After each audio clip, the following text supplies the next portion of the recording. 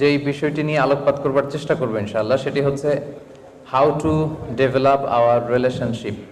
আমরা কিভাবে আমাদের মধ্যকার পারস্পরিক সুসম্পর্ক বৃদ্ধি করতে পারি, এটা খুবই জরুরি। নানা সময় আমরা এই সম্পর্কে টানাপোড়েন নিয়ে শুনি যে সম্পর্ক ভালো যাচ্ছে না, বাবা ছেলেতে সম্পর্ক খারাপ, হাজব্যান্ড ওয়াইফের মধ্যে সম্পর্ক খারাপ, বন্ধু বান্ধবের মধ্যে সম্পর্ক খারাপ, নেতার সাথে কর্মীর সম্পর্ক খারাপ, ইমাম সাহেবের সাথে মুসল্লির সম্পর্ক খারাপ।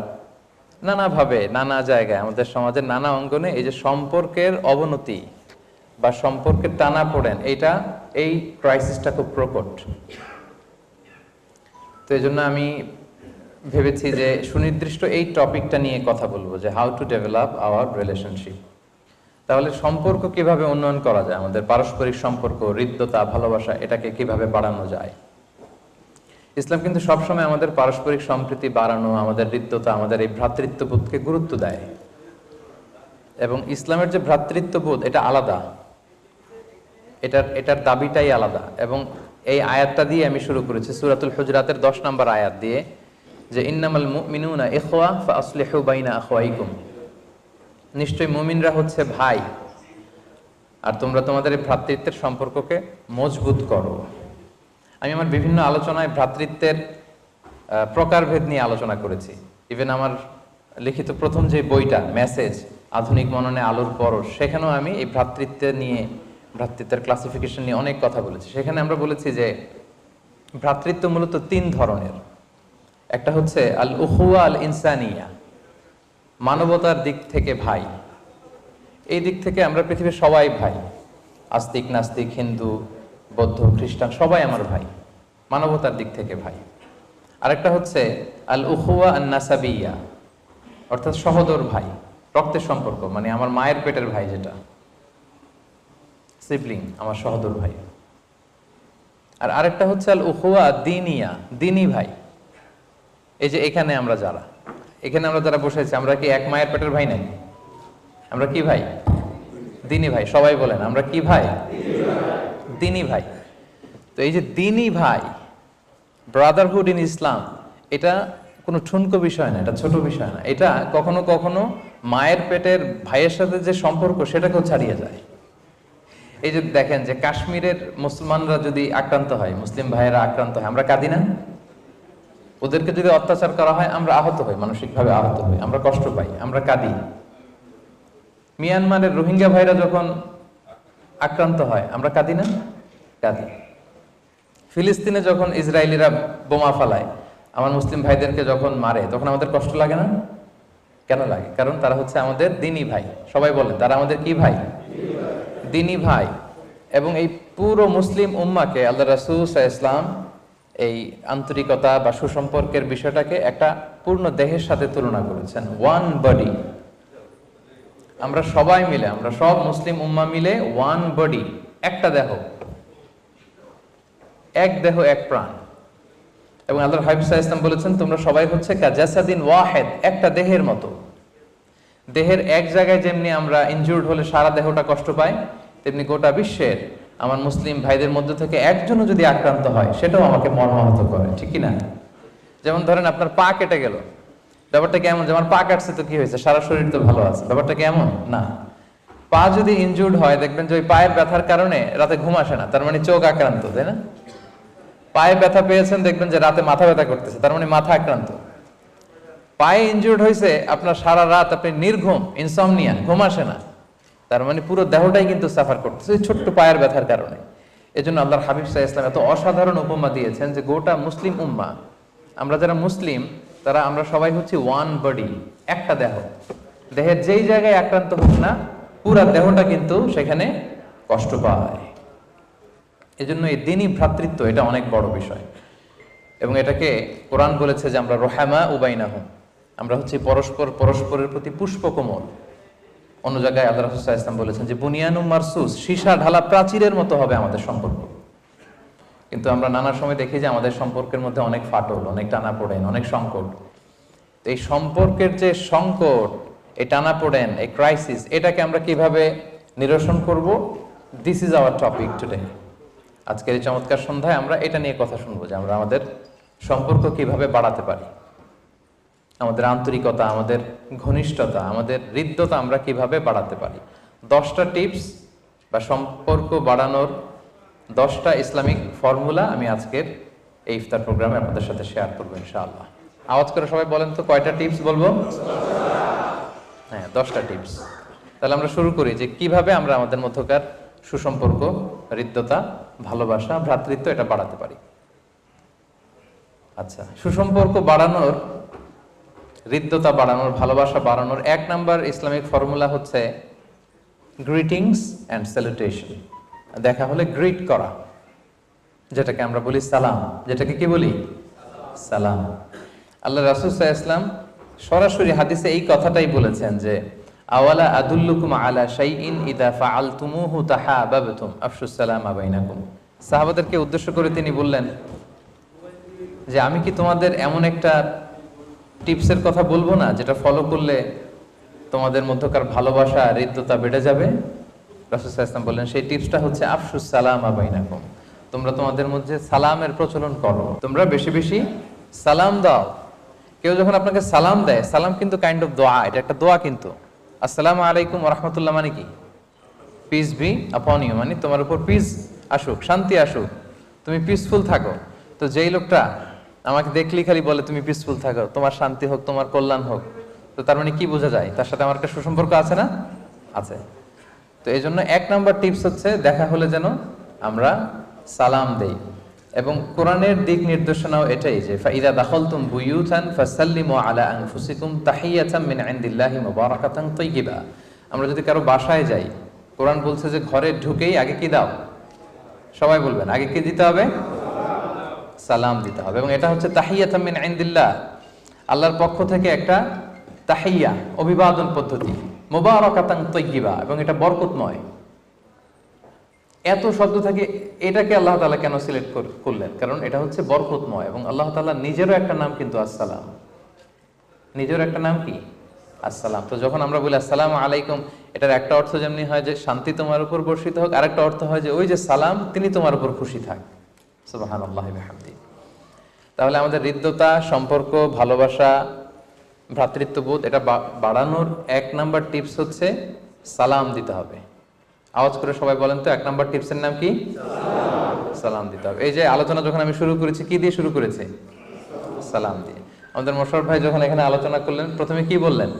সালাম। এটা হচ্ছে আমাদের ইসলামিক গ্রিটিংস, ইসলামিক স্যালুটেশনস। সো আমরা দেখা হলেই যেন সালাম দিই। সালামটা সবাই সবাইকে দিতে হবে, ছোট বড়কে, বড় ছোটকে, স্বামী স্ত্রীকে, স্ত্রী স্বামীকে, বাবা ছেলেকে, ছেলে বাবাকে, সবাই সবাইকে। অনেকের মধ্যে এরকম একটা অনেকে প্রোটোকল রাখে যে না, এরা সালাম দিবে, আমরা দিব না, ছোটরা দিবে, বড়রা দিবে না, এরকম না, কিন্তু সালাম সবাই সবাইকে দেব। আমরা যেন সালামের প্র্যাকটিসটা বাড়াই, এবং বেশি বেশি সালাম দিলে আমাদের মধ্যকার হৃদ্যতা, ভালোবাসা, আন্তরিকতা আল্লাহ তাআলা বাড়িয়ে দিবে। তাহলে এই প্রথম পয়েন্টটা তো সবার কাছে ক্লিয়ার না? আচ্ছা, আলহামদুলিল্লাহ।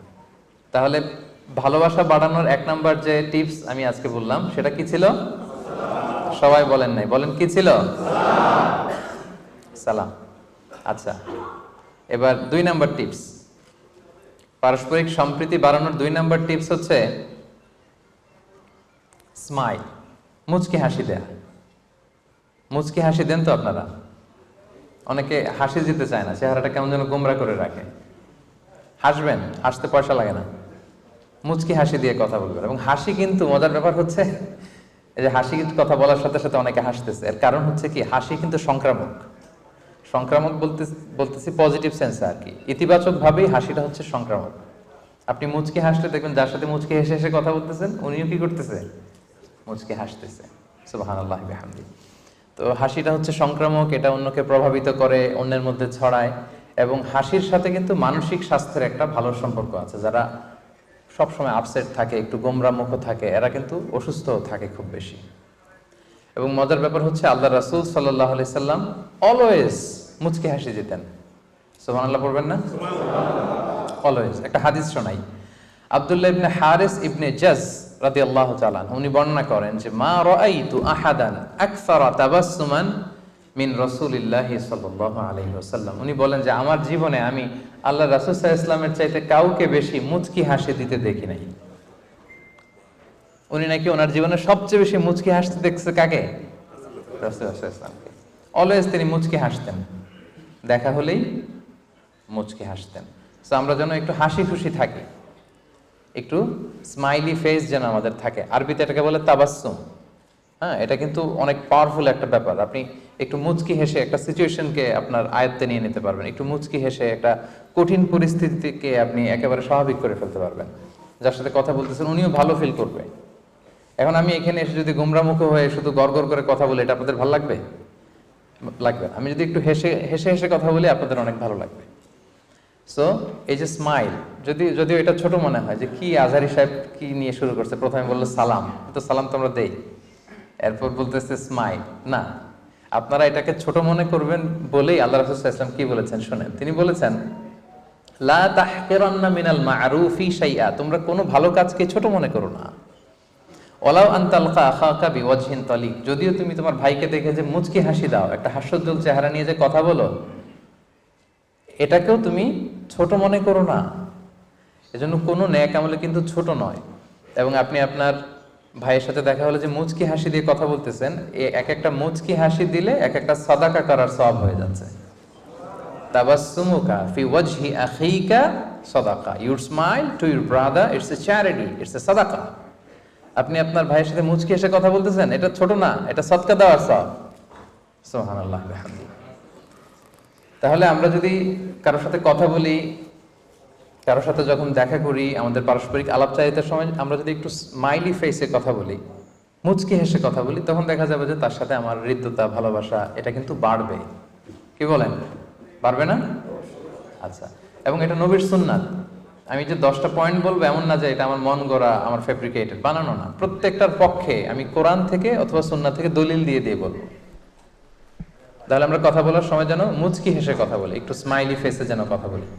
কি পারা যাবে তো ইনশাআল্লাহ? আপনাদের চেহারা তো এখনো গোমরা হয়ে আছে মনে হচ্ছে।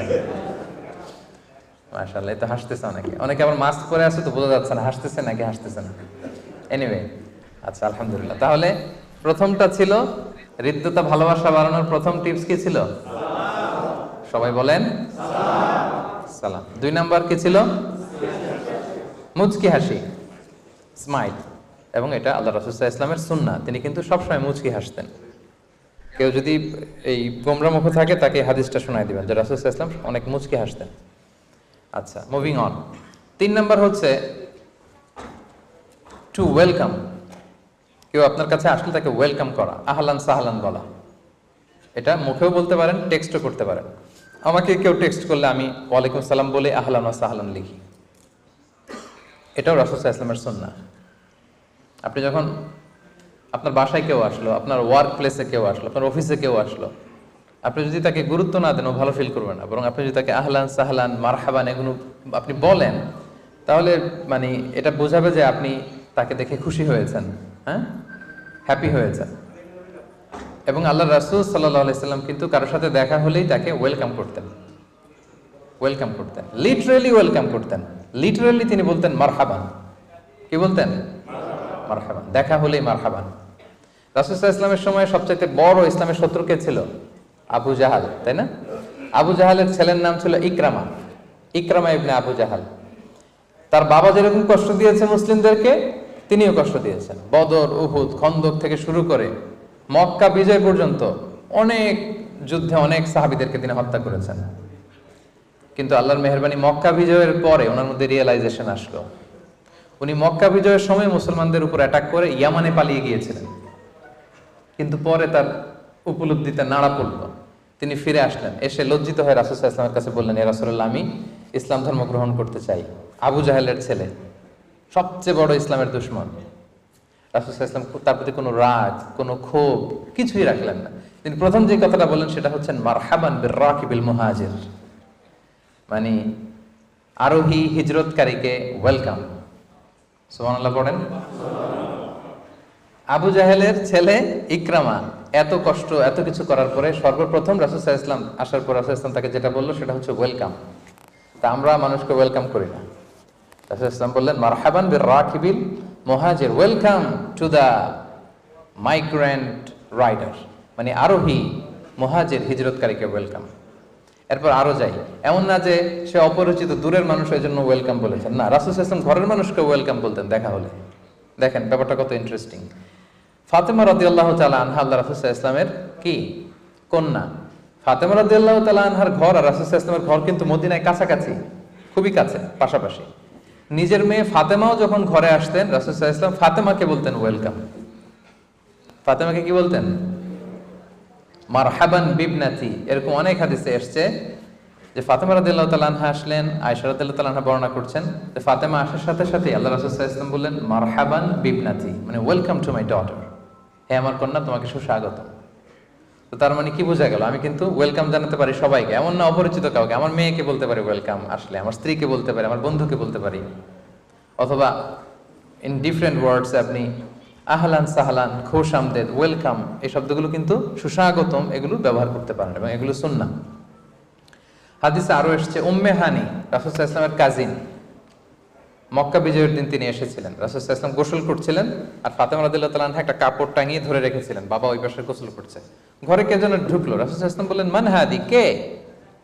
উম্মে হানি বলল আমি উম্মে হানি, আবু তালেবের মেয়ে। রাসূল সাল্লাল্লাহু আলাইহি ওয়াসাল্লাম গোসল করতেছেন পর্দার ওই দিক থেকে, ওখান থেকে বলতেছেন মারহাবান বি উম্মে হানি। সুবহানাল্লাহ, মানে উম্মে হানি তোমাকে দেখি নাই, বাট তোমার সাউন্ডটা তো শুনলাম, ওয়েলকাম, তোমাকে স্বাগত। রাসূল সাল্লাল্লাহু আলাইহি ওয়াসাল্লামের কাছে যখন কোনো ফরেন ডেলিগেশন আসতো তাদেরকেও তিনি একই কথা বলতেন, ওয়েলকাম বলতেন। তিনি বলতেন মারহাবান বিল কওম আও বিল ওয়াফদ গায়রা খাজায়া ওয়ালা নাদামা, সহিহ বুখারীর হাদিস। মানে কোনো ফরেন ডেলিগেশন আসলে তাদেরকেও তিনি সুস্বাগতম জানাতেন। দেখা হওয়া মাত্র প্রথমেই বলতেন ওয়েলকাম। সবাই বলেন প্রথমে কি বলতেন? তো এগুলো আপনারা ইউজ করবেন তো নাকি? আপনার ওয়ার্ক প্লেসে, আপনার অফিসে, আপনার বাসায় কেউ আসলেই তাকে আমরা কি করব? ওয়েলকাম করব। আহলান ওয়া সাহলান, খুশ আমদেদ, ওয়েলকাম। এটা বললে বোঝা যাবে যে খুব হ্যাপি। এই যে আমি আসলাম, আমাকে ফুলের শুভেচ্ছা দেয়া হলো, তারপর ওয়েলকাম করা হলো, so I feel good here. আমার খুব ভালো লাগতেছে যে না, এনটিভি দর্শক ফোরাম আমাকে ওয়ার্ম রিসেপশন দিয়েছে, আমার খুব ভালো ফিল হচ্ছে। এখন আসার পরে যদি আমাকে কেউ রিসিভও না করে, আমি বসে আছি ওই কোনায়, কেউ ওয়েলকামও জানাচ্ছে না, তো এটা আমার ভালো লাগবে? অ্যাজ এ স্পিকার ভালো লাগবে না। সো আপনার বাসায় গেস্ট আসুক বা বন্ধু আসুক বা পরিচিত যেই আসুক না কেন, আমরা যেন তাদেরকে ওয়েলকাম করি। আমরা তাদেরকে কি করব? এই পয়েন্টটা বুঝতে পেরেছেন তো সবাই? তাহলে প্রথমে কি ছিল? সালাম। 2 নাম্বার হ্যাঁ মুচকি হাসি। 3 নাম্বার ওয়েলকাম। ঠিক আছে। 4 নাম্বার, এটাও খুব মজার একটা পয়েন্ট, সেটা হচ্ছে টু অ্যাপ্রিসিয়েট। হ্যাঁ, অ্যাপ্রিসিয়েট করা, কমপ্লিমেন্ট দেয়া, অন্যের ভালো কাজে স্বীকৃতি দেয়া, ভালো কাজের প্রশংসা করা। এটা আমরা অনেক সময় একটু কার্পণ্য করি, মানে ক্রেডিট দিতে যেন আমাদের খুব কষ্ট হয়ে যায়। ইভেন অনেকে সোশ্যাল মিডিয়াতে অন্যের লেখা নিজের নামে চালায় দেয়, এটা কে লিখলো এই ক্রেডিটটাও দেয় না। এরকম আছে না অনেকে? না, এটা যেন আমরা না করি। তাহলে সম্মানিত ভাই এবং বোনেরা, এটা খুব গুরুত্বপূর্ণ পয়েন্ট, এদিকে খেয়াল করেন। টু অ্যাপ্রিসিয়েট, আমরা অ্যাপ্রিসিয়েট করতে চাই না মানুষকে, একটা ভালো কাজের স্বীকৃতি দিতে চাই না, মানে গুণগ্রাহী লোকের বড্ড অভাব। একজন একটা ভালো কাজ করলে আপনি তাকে অ্যাপ্রিসিয়েট করবেন, এটা যে কেউ। আপনার ছেলে ভালো রেজাল্ট করেছে, অ্যাপ্রিসিয়েট করেন। আপনার স্ত্রী অনেক কষ্ট করে ইফতার প্রিপেয়ার করেছে, আপনি তাকে অ্যাপ্রিসিয়েট করেন, তাকে থ্যাঙ্কস দেন। যে কেউ ভালো কিছু একটা করলে আপনি যখন তাকে অ্যাপ্রিসিয়েট করবেন, কমপ্লিমেন্ট দিবেন, এটা একটা ইন্সপিরেশন হিসেবে কাজ করবে তার জন্য। সে একটু মোটিভেটেড হবে, সে আরো ভালো কাজ করার জন্য উদ্বুদ্ধ হবে। এবং মজার ব্যাপার হচ্ছে আল্লাহর রাসূল সাল্লাল্লাহু আলাইহি ওয়াসাল্লাম সরাসরি উনি সাহাবীদেরকে কমপ্লিমেন্ট গুলো দিতেন। একটা মজার হাদিস শোনাবো আপনাদেরকে। এক হাদিসে তিনি 8 জন সাহাবাকে অ্যাপ্রিসিয়েট করেছেন, তাদেরকে 8টা কমপ্লিমেন্ট দিয়েছেন। হাদিসটা শুনেন। হাদিসটা আপনারা বাংলাদেশে জুমার খুতবায় প্রায় শুনেছেন। আরহামু উম্মতি বি উম্মতি আবু বকর। রাসূল সাল্লাল্লাহু আলাইহি ওয়াসাল্লাম বলেছেন আমার উম্মতের মধ্যে সবচেয়ে রহম দিল, সফট হার্টেড মানুষ হচ্ছে আবু বকর। আসলে উনি খুব সফট হার্টেড ছিলেন। উনি নামাজে দাঁড়ালে কান্নার কারণে তেলাওয়াতই করতে পারতেন না। আল্লাহ রাসূল সাল্লাল্লাহু আলাইহি ওয়াসাল্লাম ইন্তেকালের পরে উনি যখন খলিফা, উনি ইমাম, উনি নামাজ পড়াবে কি, উনি আলহামদুলিল্লাহ রাব্বিল আলামিন বলেই কান্না শুরু। কারণ উনি ভাবতেন কাইফা আকুমু মাকামা রাসূলিল্লাহ, আমি কিভাবে রাসূলের জায়গায় দাঁড়িয়ে ইমাম হব। এই জায়গায় তো রাসূল সাল্লাল্লাহু আলাইহি ওয়াসাল্লাম ইমামতি করতেন, আমি কিভাবে এখানে ইমাম হই। এই ভাবনা থেকে উনি তেলাওয়াত শুরু করলেই শুধু কান্না। রাসূল সাল্লাল্লাহু আলাইহি ওয়াসাল্লাম বলেছেন আমার উম্মতের মধ্যে সবচেয়ে সফট হার্টেড মানুষ হচ্ছেন কে? আবু বকর। ওয়া আশাদ্দুহুম ফি আমরিল্লাহি উমর। আর আল্লাহর দিন বাস্তবায়নে সবচেয়ে কঠোর হচ্ছে কে? ওমর। আসদাকুহুম হায়াআন উসমান, আমার সাহাবীদের মধ্যে সবচেয়ে লাজুক সাহাবী হচ্ছে উসমান। ওয়া আকরাউহুম লিকিতাবিল্লাহি উবাই ইবনে কাব, আর আল্লাহর কিতাব সবচেয়ে কারীদের মতো করে পড়তে পারতো যে সাহাবী, ওনার নাম হচ্ছে উবাই ইবনে কাব। ওয়া আফরাদুহুম যায়েদ ইবনে সাবিত, আর উত্তরাধিকার বন্টনের নীতিমালা সবচেয়ে ভালো জানে যায়েদ। বলতেছেন আর এক এক সাহাবী খুশিতে বাকবাকো গদগদ হয়ে যাচ্ছে, মানে খুশিতে রাসূল সাল্লাল্লাহু আলাইহি ওয়াসাল্লাম আমাকে কমপ্লিমেন্ট দিচ্ছে। তারপর হচ্ছে ওয়া আ'লামুহুম বিল হালালি ওয়াল হারামি মুআয ইবনে জাবাল, হালাল হারামের স্পেশালিস্ট হচ্ছে মুআয ইবনে জাবাল। আর সবচেয়ে বিশ্বস্ত সাহাবী হচ্ছে আবু উবাইদা ইবনুল জাররাহ। 8 জন সাহাবীর 8টা গুণের কথা বললেন। আপনাদের কি মনে হয় রাসূল সাল্লাল্লাহু আলাইহি ওয়াসাল্লামের মুখ থেকে এই কমপ্লিমেন্টগুলো পেয়ে ওনারা খুশি হয়েছেন না? আরো কিভাবে ভালো করা যায় ওনারা আরো ইন্সপিরেশন পাইছেন না? পেয়েছেন। আমি একটা সাধারণ জ্ঞানের প্রশ্ন করি, দেখি আপনারা উত্তর করতে পারেন কিনা। ইসলামিক সাধারণ জ্ঞানের প্রশ্ন, কোন সাহাবীদের মধ্যে সবচেয়ে সুরেলা কণ্ঠ ছিল কোন সাহাবীর? দেখি কে বলতে পারেন? না না, বেলাল না। তারপর না, ওমর না। তারপর এনি আদার গেস? হ্যাঁ, ওসমান না। জাকারিয়া উনি তো নবী। আচ্ছা, আবু বকর না, না। আচ্ছা, এই হাদিসে ছিল সবচেয়ে কারি সাহাবা হচ্ছে উবাই ইবনে কাব। আচ্ছা, সবচেয়ে সুরেলা কণ্ঠের সাহাবীর নাম হচ্ছে আবু মুসা আল আশআরী রাদিয়াল্লাহু তাআলা আনহু। সবচেয়ে সুরেলা গলা, হ্যাঁ, সবচেয়ে মেলোডিয়াস ভয়েস ছিল ওনার। তো উনি একবার রাতে তেলাওয়াত করতেছেন, ওনার বাসার পাশ দিয়ে রাসূল সাল্লাল্লাহু আলাইহি ওয়াসাল্লাম যাচ্ছে। রাসূল সাল্লাল্লাহু আলাইহি ওয়াসাল্লাম থেকে এত সুন্দর গলা, রাসূল সাল্লাল্লাহু আলাইহি ওয়াসাল্লাম আর যাচ্ছেন না, উনি শুধু শুনতেছেন। পরের দিন আবু মুসা আল আশআরীকে ডেকে রাসূল সাল্লাল্লাহু আলাইহি ওয়াসাল্লাম কি বললেন দেখেন। রাসূল সাল্লাল্লাহু আলাইহি ওয়াসাল্লাম বললেন, ইয়া আবা মুসা লাকাদ উতিতা মিজমারান মিন মাজামিরি আলি দাউদ, দাউদ নবীর কণ্ঠে আল্লাহ যে সুরের ঝংকার ঢেলে দিয়েছেন, এই উম্মতের মধ্যে আল্লাহ তোমার গলায় সেই সুরের ঝংকার ঢেলে দিয়েছেন। মিথ্যার পার্থক্যকারী হিসেবে কোরআন এসেছে। It differentiate between right and wrong. আপনি যখন কোরআন পড়বেন, কোরআন বুঝবেন, কোরআনের মেজাজে যখন নিজের মেজাজকে সাজাবেন, কোনটা সত্য কোনটা মিথ্যা এটা আপনি আইডেন্টিফাই করতে পারবেন। ফুরকান, আপনার মধ্যে এরকম একটা ক্যাপাসিটি আসবে, আপনি শুনলেই বুঝবেন না এটা তো ভণ্ডামি, আপনি শুনলেই বুঝবেন না এটাই হক। এটার জন্য এত ফতোয়া জানা আপনার লাগবে না, এত ডক্টরেট ডিগ্রি আপনার লাগবে না, আপনি নিজেই বুঝতে পারবেন। এতটুকু আকল আল্লাহ তাআলা আমাদেরকে দিয়েছেন। তাহলে এটা হচ্ছে গোটা মানব মণ্ডলীর জন্য হেদায়েত। আমাদের হিন্দু ভাইরা কোরআন থেকে হেদায়েত নিতে পারবে, আমাদের নাস্তিক ভাইরা কোরআন থেকে হেদায়েত নিতে পারবে, বৌদ্ধরা কোরআন থেকে হেদায়েত নিতে পারবে। এটা আমাদের শুধু নিজেদের একার সম্পদ না, আমরা মুসলিমরা শুধু এটা আমাদের কিতাব না, এটা মানব মণ্ডলীর জন্য আল্লাহ তাআলা নাজিল করেছেন। এবং এই কিতাবটা আল্লাহ তাআলা এই বরকতময় রমাদানুল মুবারাকে নাজিল করেছেন। এবং এই কোরআন আল কারীমটা এটা হচ্ছে একটা টাইমলেস মিরাকেল। আই রিপিট, আমি আবার বলছি, এই কোরআন কারীম এটা হচ্ছে একটা টাইমলেস মিরাকেল, আলটিমেট মিরাকেল। এটা হচ্ছে এমন একটা মুআজিজা যেটা চিরন্তন মুআজিজা, এটার মুআজিজার কোনো শেষ নাই। দেখেন, আমরা সূরাতুল ফাতিহা প্রতিদিন পড়ি, তারাবির নামাজে 20 রাকাত পড়ি 20 বার, সারা দিনের নামাজে কমপক্ষে 17 বার। এতবার আমরা সূরাতুল ফাতিহা পড়ছি, যার বয়স 50 সে কমপক্ষে গত 40 বছর যাবত এভাবে পড়তেছে। কখনো কি মনে হয়েছে যে সূরাতুল ফাতিহাটা একটু পুরাতন হয়ে গেছে, অনেক পুরান হয়ে গেছে, 40 বছর ধরে পড়ে এখন নতুন কিছু একটা পড়া দরকার? এরকম ফিলিং কি আমাদের কখনো হয়? কথা বলেন, কখনো হয়? হয় না। আলহামদুলিল্লাহ রাব্বিল আলামিন যখন সুদাই স্টান দেয় ভালোই লাগে, কলিজাটা ঠান্ডা হয়ে যায়, যত বছর শুনবো ভালোই লাগে, ঠিক কি না? কারণ এটা হচ্ছে টাইমলেস মিরাকেল, এটার মুআজিজার শেষ নাই। সব নবীকে আল্লাহ তাআলা মুআজিজা দেন, বিষ্ণু ঈসা ইসলামকে আল্লাহ তাআলা এই কোরআনকে মুআজিজা হিসেবে দিয়েছেন এবং এটা চিরকাল থাকবে। সুবহানাল্লাহ পড়েন। সব নবীকে আল্লাহ তাআলা as a proof of their prophethood, তারা যে নবী এটার প্রমাণ হিসেবে আল্লাহ মুআজিজা দেন। এবং সব মুআজিজার ইতি ঘটে গিয়েছে, কিন্তু কোরআনের ইতি ঘটে নাই। আপনারা একটু খেয়াল করলেই বুঝবেন, দাউদ আলাইহিস সালামকে আল্লাহ তাআলা মুআজিজা দিয়েছেন এবং আল্লাহ তাআলা বলেছেন ওয়া আলান্না লাহুল হাদিদ, আমি দাউদ নবীর জন্য লোহাকে নরম করে দিয়েছি। দাউদ আলাইহিস সালাম যদি লোহার মধ্যে টাচ করতেন, মুহূর্তে লোহা গলে নরম হয়ে যেত। ওই গলিত লোহা দিয়ে তিনি অনেক কিছু বানাতে পারতেন। কিন্তু মজার ব্যাপার হচ্ছে দাউদ আলাইহিস সালাম যখন ইন্তেকাল করলেন, পৃথিবীর আর কেউ কি লোহা ধরলে গলে নরম হতো? সবাই বলবেন নরম হতো না। দাউদ আলাইহিস সালাম ইন্তেকাল করলেন, উনি শেষ, সাথে সাথে ওনার মুআজিজাও শেষ। কেউ আর লোহা ধরে গলাতে পারেনি, নরম করতে পারেনি। মুসা আলাইহিস সালামকে age a proof of his প্রফিটহুড, তার নবুয়তের প্রমাণ হিসেবে আল্লাহ মুআজিজা দিয়েছিলেন একটা লাঠি। সবাই বলেন কি দিয়েছিলেন? লাঠি।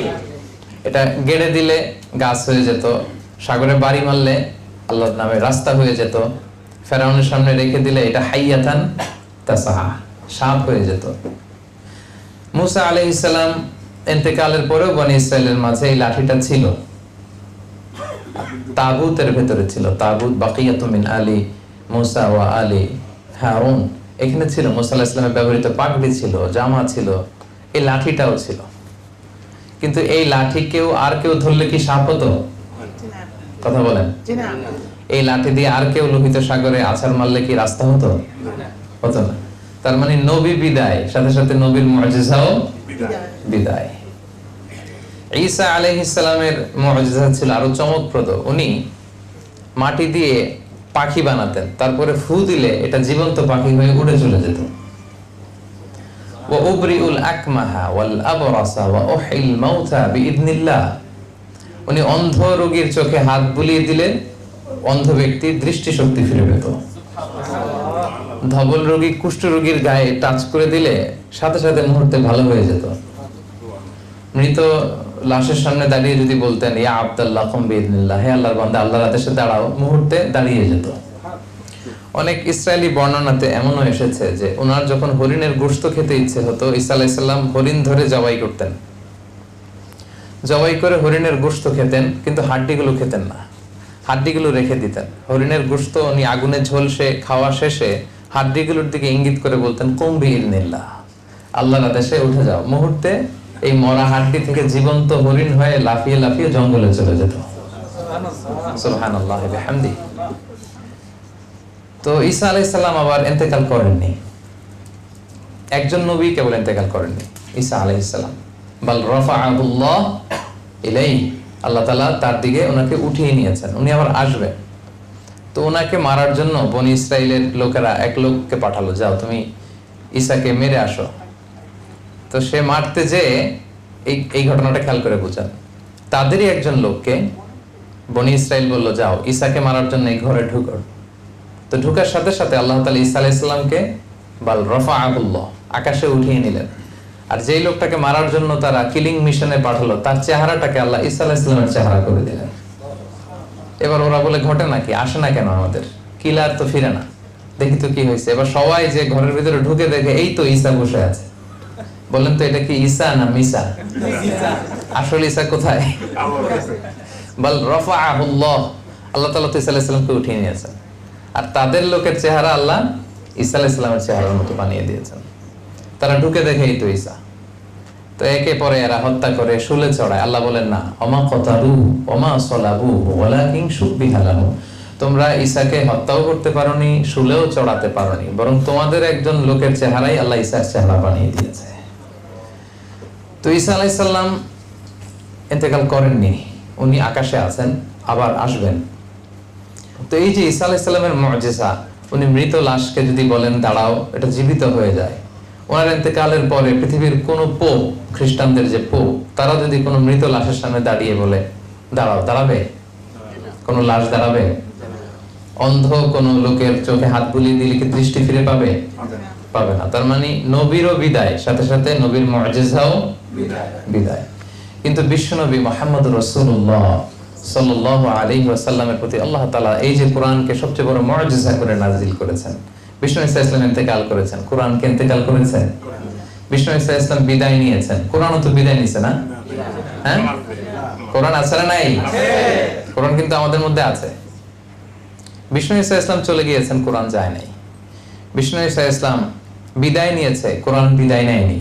Up until the day of judgement, কিয়ামত পর্যন্ত এই কোরআন আমাদেরকে হেদায়েত দিয়েই যাবে। এজন্য আল্লাহ তাআলা বলেছেন হুদাল লিন্নাস শাহরু রমাদান আল্লাযী উনজিলা ফীহিল কুরআন হুদাল লিন্নাস, গোটা মানব মণ্ডলীর হেদায়েতের জন্য আল্লাহ তাআলা এই কোরআনকে নাজিল করেছেন। কিতাবুন আনজালনাহু ইলাইকা লিতুখরিজান নাসা মিনাল যুলুমাতি ইলান নূর।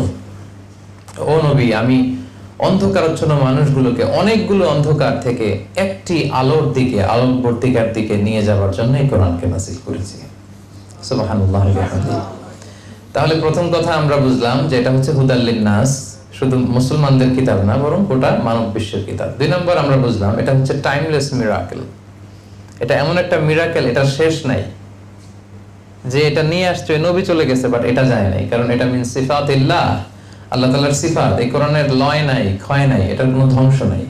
কিয়ামত পর্যন্ত গোটা মানব মণ্ডলের হেদায়েতের জন্য এই কোরআনকে কিন্তু আল্লাহ তাআলা অবশিষ্ট রাখবেন।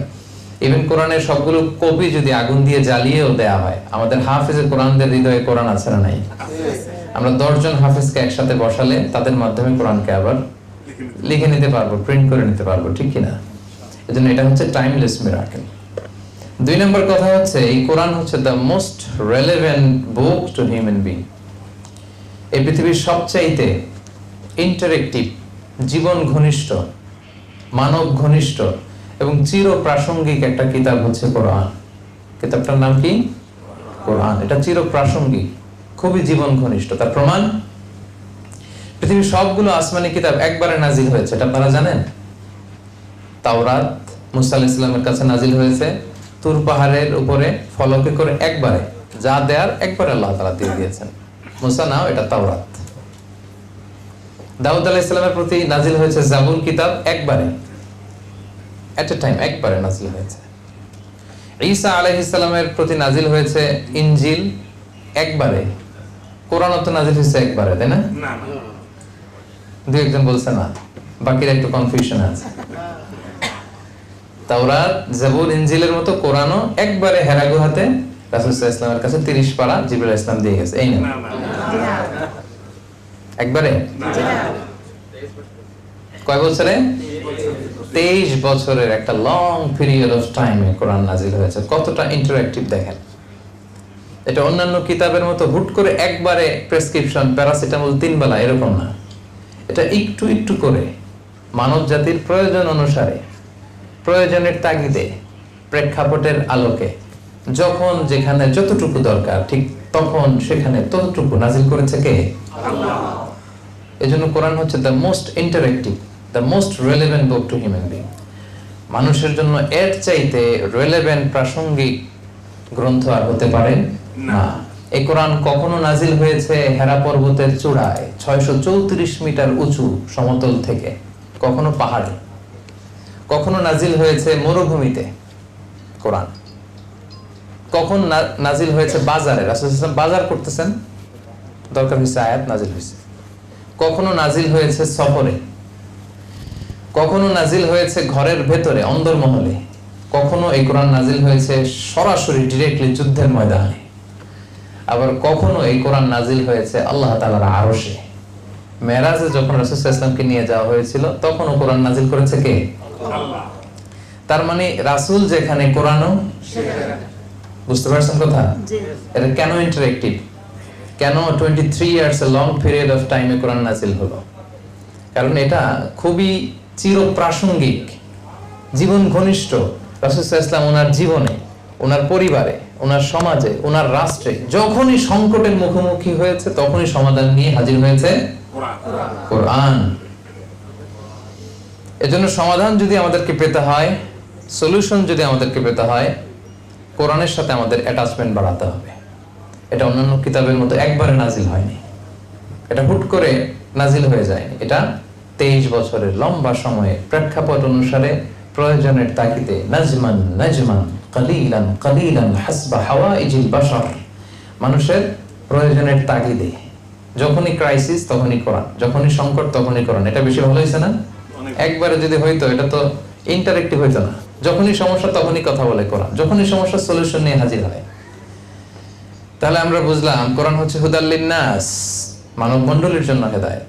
আমরা বুঝলাম এটা হচ্ছে টাইমলেস মিরাকেল, এটার অলৌকিকত্বের শেষ হবে না কখনো। 3 নম্বরে আমরা বুঝলাম এটা the most relevant and interactive book ever for human being, মানুষের জন্য সবচেয়ে প্রাসঙ্গিক ইন্টারঅ্যাক্টিভ একটা কিতাব। এবং যখনই আমাদের crisis, it's a problem solving methodology হিসেবে, প্রবলেম সলভিং বুক হিসেবে সমাধান নিয়ে আমাদের সামনে হাজির হয়। এরপর কোরআন হচ্ছে আমাদের গাইড টু সাকসেস। আমরা যদি সফল হতে চাই এই জীবনে, কোরআন হচ্ছে আমাদের গাইড বুক। আমি প্রশ্ন করব, আপনারা উত্তর দেন। বলেন তো, এই পৃথিবীতে সবচাইতে সফল ব্যক্তি কে? এই 3-4 জন বলতে পারছে যে মুহাম্মদ রাসূলুল্লাহ সাল্লাল্লাহু আলাইহি ওয়াসাল্লাম। বাকিদের মতে কে বলেন? এই পৃথিবীতে সবচাইতে সফল ব্যক্তি কে আপনার মতে, বলেন তো? এবার উত্তর দেওয়ার সংখ্যা আরো কয়েকজন বাড়ছে। এবার পেছনে যারা উত্তর দেন নাই বলেন, আপনাদের মতে এই পৃথিবীতে সবচাইতে সফল ব্যক্তি কে, বলেন তো? কোনো সন্দেহ আছে? এই যে মাইকেল এইচ হার্টের নাম শুনছেন না? একটা বই লিখে বিখ্যাত হয়েছেন, দি 100 নামে একটা বই, the most influential person in history. সেখানে তিনি পৃথিবীর 100 জন মহামনীষী সফল ব্যক্তিদের তালিকা করেছিলেন। সেখানে তালিকায় 1 নম্বরে রেখেছিলেন কার নাম? মুহাম্মদ রাসূলুল্লাহ সাল্লাল্লাহু আলাইহি ওয়াসাল্লাম। তাহলে উনি যে পৃথিবীর সবচেয়ে সফল ব্যক্তি ছিলেন, এই ব্যাপারে কি সবাই একমত? দ্বিমত নাই কেউ? সবাই একমত? আচ্ছা আচ্ছা, তাহলে সবার উত্তর মিলে গেল। এবার বলেন তো, এই যে পৃথিবীর মহা সফল যে ব্যক্তিটা ছিলেন মুহাম্মদ রাসূলুল্লাহ, ওনার গাইড বুকটা কি ছিল বলেন? হ্যাঁ, ওনার গাইড বুকের নাম ছিল কোরআন। আমরা সবাই একমত, পৃথিবীতে সবচাইতে সফল ব্যক্তি হচ্ছেন তিনি, এবং ওনার যে গাইড বুকটা ছিল সেটা হচ্ছে কোরআন। সো আমরা যদি এই পৃথিবীতে সফল হতে চাই, সফলতার দেখা যদি পেতে চাই, তাহলে এই গাইড বুকটা আমাদের মানার দরকার আছে না নাই? এটা হচ্ছে সলিউশন হাজির করে। আপনি যেই সমস্যায় পড়েন না কেন, আপনার জীবনের পরতে পরতে যত সমস্যা আসে, যত ধরনের ঝামেলা আসে, সবগুলোর সমাধান আপনি এই কোরআনে পাবেন। কারণ আল্লাহ তাআলা বলেন, মা ফাররাতনা ফিল কিতাবি মিন শাই, এই কিতাবে আমি কিছু বাকি রেখে দেইনি। তোমাদের সফলতার জন্য যা যা দরকার তার সবকিছু কোরআনের ভিতরে নাজিল করেছেন কে? আল্লাহ তাআলা কিন্তু সবটুকু নাজিল করেছেন। তাহলে এটাও আমরা বুঝলাম যে এটা হচ্ছে আমাদের গাইড টু সাকসেস। আমরা যদি সফল হতে চাই, আমরা মুসলিম হিসেবে সবার আগে সমাধান খুঁজবো কোরআনে। এজন্য সম্মানিত শুধু কোরআন নাজিলের মাসে আমাদের ব্রত হওয়া উচিত যে কোরআনের সাথে আমরা আমাদের অ্যাটাচমেন্ট কত বাড়াতে পারি, কত বেশি বেশি তেলাওয়াত করতে পারি, কত বেশি এটার অর্থ করতে পারি। আল্লাহর হাবিব সাল্লাল্লাহু আলাইহি ওয়াসাল্লাম সহিহ মুসলিমের বর্ণনায় বলেন, ইকরাউল কুরআন ফাইন্নাহু ইয়াতি ইয়াউমাল কিয়ামাতি শাফিআন লিআসহাবি। তোমরা বেশি বেশি কোরআন তেলাওয়াত করো, কেননা এই কোরআন তেলাওয়াতকারীর জন্য কিয়ামতের দিন এই কোরআন আল্লাহর সামনে শাফাআতকারী হিসেবে আবির্ভূত হবে। শাফিআন লিআসহাবি, আপনার জন্য সুপারিশ করবে, আপনার পক্ষে কোরআন আল্লাহর সাথে বিতর্ক করবে। সুবহানাল্লাহ। সে বলবে, আল্লাহ এই তেলাওয়াতকারীকে তুমি ক্ষমা করো, আল্লাহ তাকে তুমি জান্নাত দাও। যতক্ষণ না তাকে আল্লাহ তাআলা জান্নাতি হিসেবে ঘোষণা না দিবে, এই কোরআন আল্লাহর সামনে তর্ক করতেই থাকবে। সুবহানাল্লাহ পড়বেন না? সুবহানাল্লাহ। ইকরাউল কুরআন ফাইন্নাহু ইয়াতি ইয়াউমাল কিয়ামাতি শাফিআন লিআসহাবি। এই কোরআন কিন্তু আমাদের জন্য সুপারিশকারী হয়ে আসবে সম্মানিত ভাইরা, এবং এই কোরআন অধ্যয়নের মধ্যেই রয়েছে আমাদের আলোক স্নাত মুক্তি। এজন্য আমরা এই কোরআন নাজিলের মাসে বেশি বেশি যেন কোরআন তেলাওয়াত করি। আপনারা প্রতিদিন কোরআন তেলাওয়াত করেন তো নাকি? সবাই করেন? হ্যাঁ, করেন না অনেকে? না, যারা করেন না একটু কোরআন তেলাওয়াত করার চেষ্টা করবেন। কোরআনের প্রতি আমাদের কিছু দায়িত্ব আছে। হ্যাঁ, কোরআনের জন্য জীবন দিয়ে দিব, রক্ত দিয়ে দিব, এই যে আবেগটুকু আমাদের সবার আছে, কিন্তু আমরা কোরআনের প্রতি যে দায়িত্ব আছে, ওয়াজিবুনা নাহওয়াল কোরআন, এটা পালন করতে চাই না। আজকে এই দায়িত্বটুকু, আপনাদের দায়িত্বটুকু আপনাদেরকে বুঝিয়ে দিব যে কোরআনের প্রতি আমাদের আসলে দায়িত্বটুকু কি।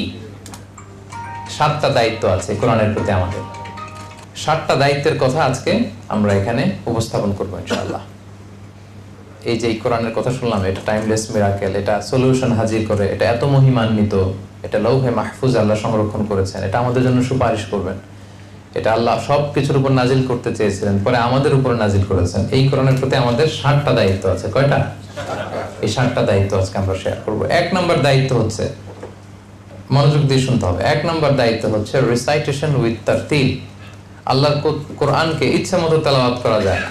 আপনি পৃথিবীর যে কোনো বই খুললেই কিভাবে পড়তে হয় আপনি পড়তে পারবেন, কিন্তু কোরআন যখন পড়তে চান তার একটা নিয়ম নীতি আছে। কোরআন বলে, ওয়ারাত্তিলিল কুরআনা তারতিলা, কোরআনকে তারতিলের সাথে তেলাওয়াত করতে হবে। ধীর স্থির ভাবে কোরআন তেলাওয়াত করতে হয়। অনেকে রমাদানে কোরআনের খতম ওঠানোর জন্য কোরআনকেই খতম করে দেয় একেবারে। কি যে পরে, বিশেষ করে আমাদের বাংলাদেশে আপনি যদি দেখবেন, আমার আত্মীয় স্বজনের মধ্যেও কিছু আছে, আমাকে বলে মানে খুব আনন্দের সাথে যায়, 7 খতম দিছে উনি, 10 খতম দিছে, এরকম আত্মীয় আছে আমার। কয় খতম দিছে? তার মানে উইদিন 3 days he completed 1 খতম। প্রতি 3 দিনে 1 খতম দিতে হলে প্রতিদিন পড়া লাগে কয় পারা? 10 পারা। চিন্তা করছেন কি ডেডিকেশন, কি এফোর্টটা দিছে, কিন্তু তেলাওয়াতের অবস্থা একেবারে জঘন্য। তো যদি এরকম হয় তাহলে রুব্বা কারিন লিল কোরআন ওয়াল কোরআন ইয়ালআনুহু, কোরআনের অনেক আবৃত্তিকারক বা তেলাওয়াতকারী আছে যারা কোরআনের রহমত না পেয়ে কোরআনের লানত পায়। দিছে কয় খতম? হাসিল করছে কি? লানত। ফলাফল শূন্য, মাইনাস একেবারে। সম্মানিত ভাইরা, এজন্য ওয়ারাত্তিলিল কোরআনা তারতিলা, মনোযোগ দিয়ে শোনেন, তাড়াহুড়ো করে তেলাওয়াত করবেন না। আমাদের বাংলাদেশে তারাবিরও বেহাল দশা। আমরা গত অনেক বছর বলতে বলতে এখন মানুষের মধ্যে জনপরিসরে কিছুটা সচেতনতা তৈরি হয়েছে। এখন অনেক মসজিদেই ওনারা বলে যে না, আস্তে আস্তে করতে হবে। আগে যে আলহামদুলিল্লাহ রাব্বিল আলামিন বলে ওয়ালাদ-দাল্লিন আমিন, এরপর আবার আরেকটা দিয়ে আল্লাহু আকবার চলে যেত। এই যে প্রতিযোগিতা, তাড়াহুড়ো করার প্রতিযোগিতা না, কোরআন কিন্তু আপনাকে লানত দিবে। ধীর স্থির ভাবে কোরআন তেলাওয়াত করতে হবে। খতম উঠাইতে যে কোরআনকে খতম করা যাবে না। তেলাওয়াতের গুণগত মান আপনাকে নিশ্চিত করতে হবে, সম্মানিত ভাই এবং বোনেরা। এবার আপনি নিজের সাথে মিলান যে আপনি কিভাবে তেলাওয়াত করেন। ধীর স্থির ভাবে আমাদেরকে তেলাওয়াত করতে হবে। এটাকে আরবিতে তারতিল বলা হয়। ওয়ারাত্তিলিল কোরআনা তারতিলা। আপনি তাজবিদ মেইনটেইন করে, মাখারিজুল হুরুফ মেইনটেইন করে, সিফাত মেইনটেইন করে আপনি ধীর স্থির ভাবে পড়বেন। তবেই আপনি প্রতি অক্ষরে কয় নেকি? 10 নেকি। কোরআনের প্রতি অক্ষরের তেলাওয়াতে কয় নেকি বলেন?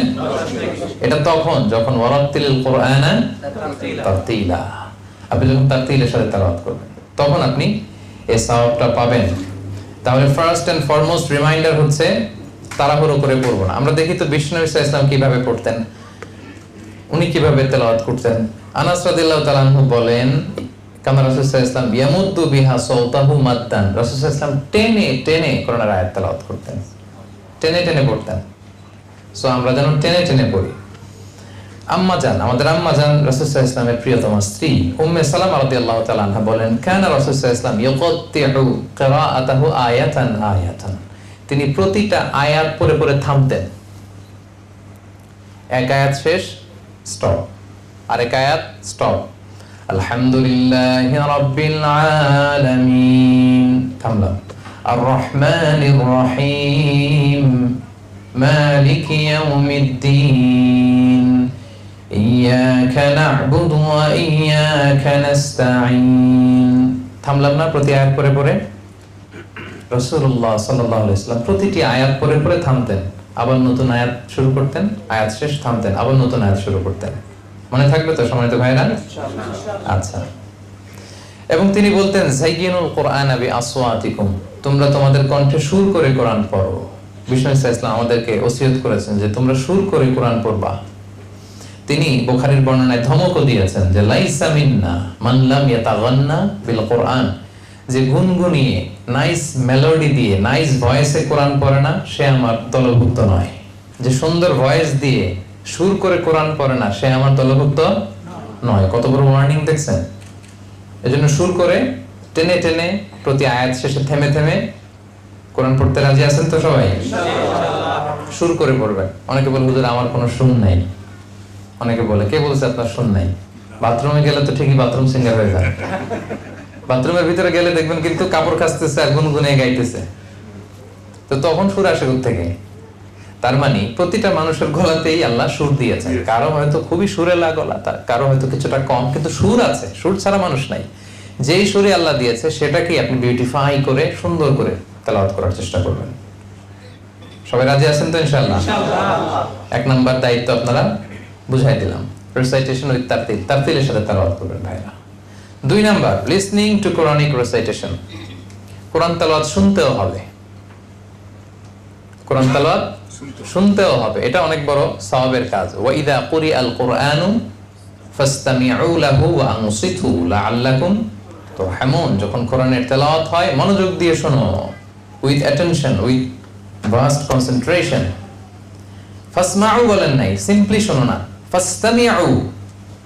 এখানে অক্ষর বেশি, আরবিতে বলে কাসরাতুল মাবানি তাদুল্লু আলা কাসরাতিল মাআনি।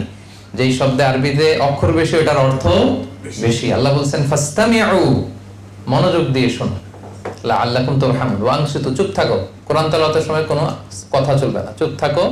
লাআল্লাকুম তুরহামুন, রহমতের বারিধারা নাজিল করবে কে? আল্লাহ। সুবহানাল্লাহ। কোরআন শুনলেও রহমত পাওয়া যায়, সওয়াব হয়। এজন্য বাসায় আওয়াজ করে কোরআন ছেড়ে দিয়ে রাখবেন, গাড়িতে কোরআন ছেড়ে দিয়ে রাখবেন। নাকি গাড়িতে গান ছেড়ে দিয়ে রাখেন? হ্যাঁ, যদি গান ছেড়ে দিয়েও রাখেন আজকে থেকে এটা চেঞ্জ করবেন। আরব শায়েখদের কোরআন তেলাওয়াত এটা আপলোড করে আপনি গাড়িতে শুনবেন, ওই গাড়িতে ইনশাআল্লাহ অ্যাক্সিডেন্ট হবে না ইনশাআল্লাহ বিইذনিল্লাহ। আল্লাহর তেলাওয়াত যখন শুনতেছেন অ্যাক্সিডেন্ট হবে না, আল্লাহ তাআলা হেফাজত করবেন। তো গাড়িতে যখন উঠবেন ওখানে আমরা গান চালাবো না ভাইয়েরা, কি চালাবো? মনে থাকবে সবার ইনশাআল্লাহ। হ্যাঁ, শেখ আব্দুর রহমান আস-সুদাইসের তেলাওয়াত অনেকে পছন্দ করে, আপলোড করে নেন, ডাউনলোড করে শুনেন। শেখ সুরাইমেরটা শুনেন। তারপরে মিষ্টি কণ্ঠ যাদের শুনতে ভালো লাগে, শেখ মিশারি রাশেদ আল আফাসি, ওনার তেলাওয়াত শুনতে পারেন। বান্দার ইবনে আব্দুল আজিজ আল বালিনের তেলাওয়াত শুনতে পারেন। মাহির মা আগালির তেলাওয়াত শুনতে পারেন। আমাদের বাংলাদেশে যারা আন্তর্জাতিক পর্যায়ে কেরাতে ফাস্ট হয়ে আসে এদেরও তেলাওয়াত পাওয়া যায় সুন্দর, আপনি শুনতে পারেন। এগুলো গাড়িতে ছেড়ে দিয়ে রাখবেন, কারণ কোরআন পড়লেও সওয়াব, শুনলেও সওয়াব।